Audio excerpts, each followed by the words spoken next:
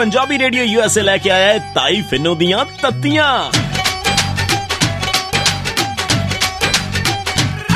जदों तत्तियां सुनाइयां नी बड़ा दुख लग्या, बड़ा दुख लग्या।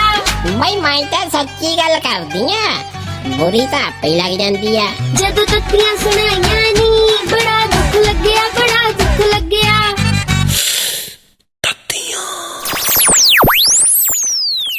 ना हाँ कुड़े फमीलिए अज के मैं चल जा पा रखिया कुड़े। ਤਾਈਏ ਇਹ ਸਟਾਈਲ ਆ, ਤੂੰ ਕਾਦੇ ਲਈ ਆਪਣਾ ਮਤਲਬ ਗਵਾਰਾਂ ਵਾਲੀਆਂ ਗੱਲਾਂ ਛੱਡਦੀ ਨਹੀਂ ਹੁੰਦੀ?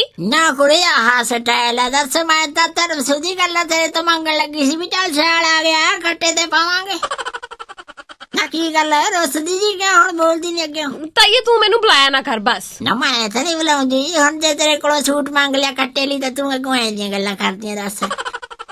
ਅੱਗਾ ਤੇਰਾ ਤਾਇਆ ਰੁੱਸ ਗਿਆ ਸੀ ਸਵੇਰੇ। ਤਾਏ ਨਾਲ ਵੀ ਪੱਕਾ ਤੂੰ ਕੋਈ ਇਦਾਂ ਦੀ ਗੱਲ ਹੀ ਕੀਤੀ ਹੋਣੀ ਆ। ਨਹੀਂ ਮੈਂ ਕਾਹਦੀ ਕੀਤੀ ਆ, ਉਹਦਾ ਗੱਲਾਂ ਹੀ ਬੜੀਆਂ ਬਦਲਦਾ। ਕਿਉਂ ਹੁਣ ਕੀ ਹੋਇਆ? ਨਹੀਂ ਮੈਂ ਕੁੜੇ ਟੈਲੀਵਿਜ਼ਨ ਵੇਖੀ ਜਾਵਾਂ, ਉਤਰਾ ਪਤਾ ਨਹੀਂ ਕਿਹੜਾ ਨਾਟਕ ਚੱਲੀ ਜਾਂਦਾ ਸੀ ਤੇ ਬਾਹਰੋਂ ਆਇਆ ਤੇ ਮੈਨੂੰ ਕਹਿੰਦਾ ਵੀ ਖਬਰਾਂ ਲਾ ਦੇ। ਫੇਰ ਮੈਂ ਕਿਹਾ ਮੈਂ ਨਹੀਂ ਲਾਉਂਦੀ, ਮੈਂ ਤਾਂ ਟੈਲੀਵਿਜ਼ਨ ਤੇ ਨਾਟਕ ਵੇਖੀ ਜਾਂਦੀ ਆ। ਫੇਰ ਕੀ ਤਾਏ ਨੇ ਟੈਲੀਵਿਜ਼ਨ ਬੰਦ ਕਰਤਾ? ਨਾ ਕਿੱਥੇ ਕੁੜੇ, ਮੈਨੂੰ ਕਿਹੜਾ ਦੇਖ ਲੂੰਗਾ। ਹੈ ਤਾਈਏ ਧਮਕੀ। ਬਸ ਮੈਂ ਵੀ ਆਹੀ ਸਮਝੀ ਸੀ ਕੁੜੇ, ਮੈਂ ਤਾਂ ਬਗਾਤਾ ਵੇਲਣਾ ਛੱਡਤਾ ਵਿਚਾਰੇ ਦੇ ਮੱਥੇ ਤੇ।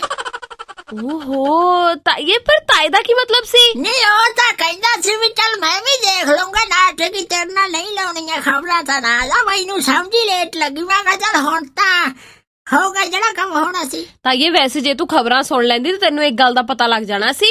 ਨਾ ਕਿਹੜਾ ਕੁੜੇ? ਤਾਈਏ ਐਤਕੀ ਕਹਿੰਦੇ ਦੀਵਾਲੀ ਦੇ ਉੱਪਰ ਨਾ ਬਾਹਰਲੇ ਪਟਾਕੇ ਨਹੀਂ ਚੱਲਣੇ, ਇੰਡੀਆ ਦੇ ਪਟਾਕੇ ਹੀ ਚੱਲਣਗੇ। ਹਲੇ ਦੱਸ ਹੱਦ ਹੋ ਗਈ ਵੀ ਜਿਹੜੇ ਇਸ ਮੁਲਕ ਚ ਮਿਲਦੇ ਉਹੀ ਚਲਾਵਾਂਗੇ, ਹੋਰ ਮੈਂ ਕਿਤੇ ਅਮਰੀਕੇ ਤੋਂ ਲੈ ਕੇ ਆਉਣੀ ਪਟਾਕੇ।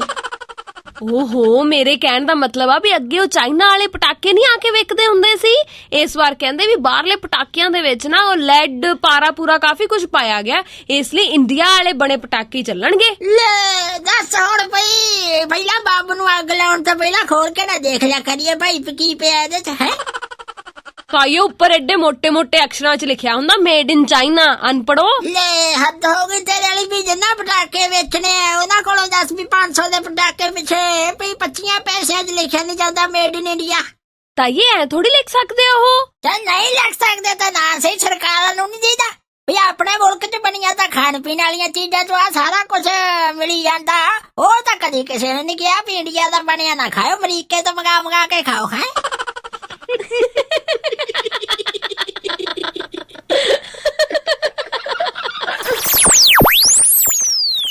भाई मैं तो सच्ची गल करदी आ, बुरी तो आपे लग जांदी आ। जदों तत्तियां सुनाइयां नी बड़ा